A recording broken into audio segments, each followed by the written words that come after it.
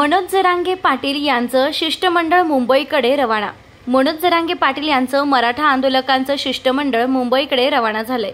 मराठा समाजाच्या आरक्षणाच्या मागणीसह इतर मागण्यांसाठी 29 ऑगस्ट रोजी जरांगे मुंबईत आंदोलन सुरू करणार आहे।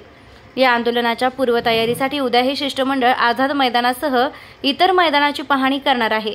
दरम्यान मुंबईकडे शिष्टमंडळ रवाना होण्याआधी जरांगे यांनी माध्यमांना प्रतिक्रिया दिली आहे। मुंबईत भूतो न भविष्यती असं आंदोलन होणार असून आमच्या मागण्या पूर्ण करा, जोपर्यंत मागण्या पूर्ण होत नाही तोपर्यंत मुंबईतून माघारी फिरणार नाही असा इशारा जरांगे यांनी मुख्यमंत्री फडणवीस यांच्यासह दोन्ही उपमुख्यमंत्र्यांना दिला। मराठ्यांचा वाटेला जाऊ नका, आता अभ्यास नाही, थेट आमच्या मागण्यांची अंमलबजावणी पाहिजे अशी मागणी जरांगे यांनी केली आहे। मराठ्यांच्या डोक्यावर आंदोलनाचा गुलाल टाकणार म्हणजे टाकणार असा दावाही जरांगे यांनी केलाय। पाटील, आज शिष्टमंडळ जाते, काय नियोजन असणार आहे, कशी रूपरेषा असणार आहे? गेल्या वर्षी पण शिष्टमंडळ गेलो होतं आम्ही मुंबईला जाता वेळेस पाहणी करण्यासाठी। यावेळेसही चाललंय सामुदायिक शिष्टमंडळ आहे राज्यातल्या मराठा समाजाचं, ते जाऊन पाहणी करण्यात व्यासपीठ कुंकट ठेवायचं, आमरण उपोषणाचं, टँकरन येणार आहेत आम्ही पाण्याचे, ते कुठं लावायचे, छत्रपती शिवाजी महाराजांचं पार्क बघणार आहेत, BKC मैदान बघणार आहे, सगळे मैदानं ते लोकांना बसण्यासाठी आम्हाला लागणार आहेत। ते आसपास काही ग्राउंड आहेत आणखीन मैदानं, तेही बघणार आहेत। ते बघण्यासाठी गेल्या वेळेस टीम गेली होती, आज पण एक शिष्टमंडळ चाललं आहे।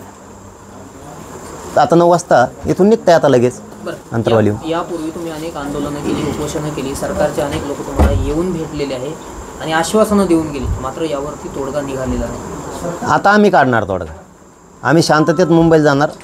घरातला एकही मराठा यावेळेस घरात राहणार नाही, एक पण।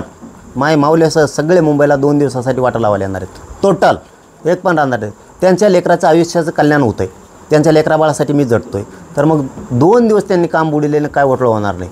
म्हणजे नोकरदार वर्ग असेल, आमचा व्यावसायिक वर्ग असेल, आमचे शेतकरी मराठी असतील, गरीब मराठी असतील, डबेवाले असतील, माथाडी कामगार असतील, छोटे छोटे व्यवसाय करणारे रिक्षा टेम्पोवाले असतील, जीपवाले असतील, ST ड्रायव्हर असतील, कंडक्टर असतील, टेम्पोचे ड्रायव्हर असतील, परत त्या ट्रकचे असतील, सगळं बंद ठेवणार आहेत। दुकानंसुद्धा गावगावचे सगळे व्यवसाय बंद ठेवून 2 दिवस लोक सगळे वाटा लावायला येणार आहेत। 29 ऑगस्टला मी मुंबईत 10 वाजता बसलो ते मराठी मला आशीर्वाद देऊन येणार आहेत, सगळेचे सगळे मुंबईत येणार आहेत। आणि मराठ्यांना आव्हान आहे, भूतो न भविष्यती असा मराठ्यांचा विजय होणार आहे।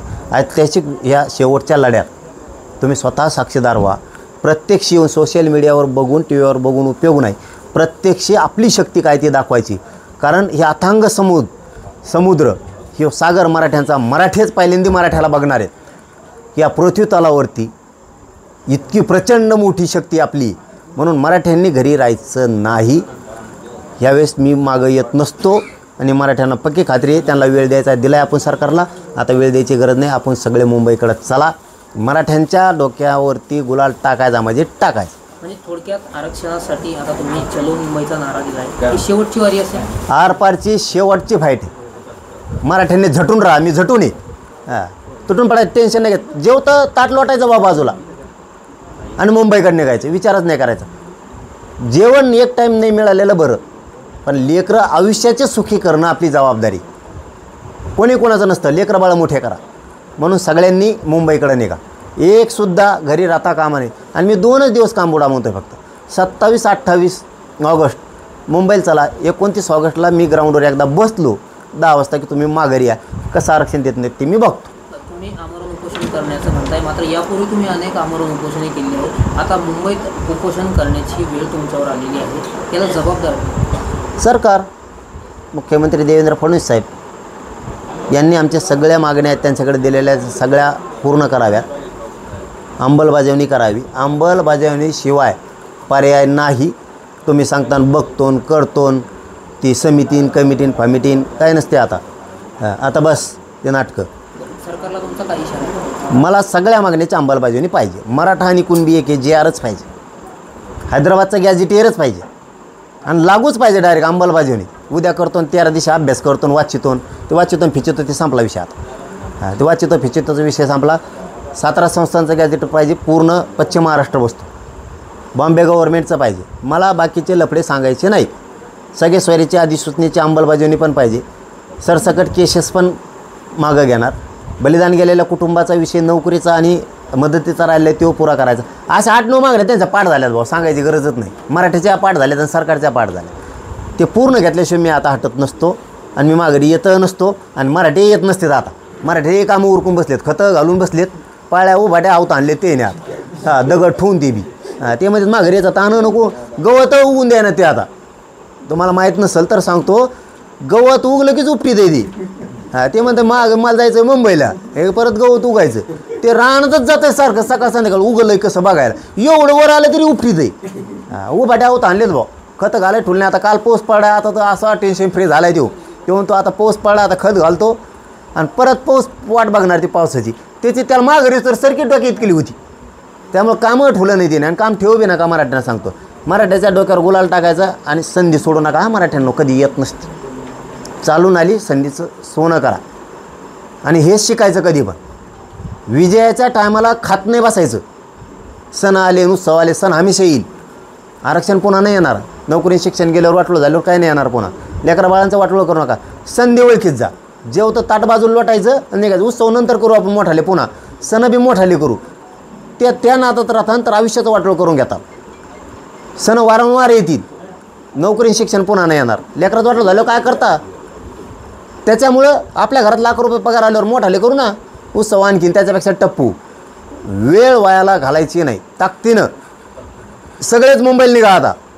29 ऑगस्टला कोणाला बोलायची गरज नाही लागली पाहिजे. आणि विशेष सांगतो, महत्त्वाचं सांगायचं राहिलं, तुमच्या जिल्ह्यात नाही आलो, तुमच्या तालुक्यात नाही आलो, तुमच्या गावात नाही आलो, रुसू नका.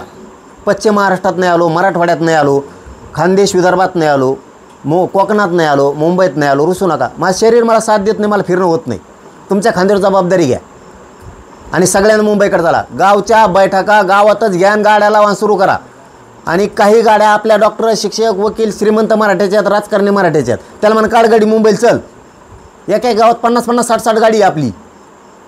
भाड्याची मिळून आणि घरच्या मिळून सगळ्या बाहेर काढायची यावेळेस.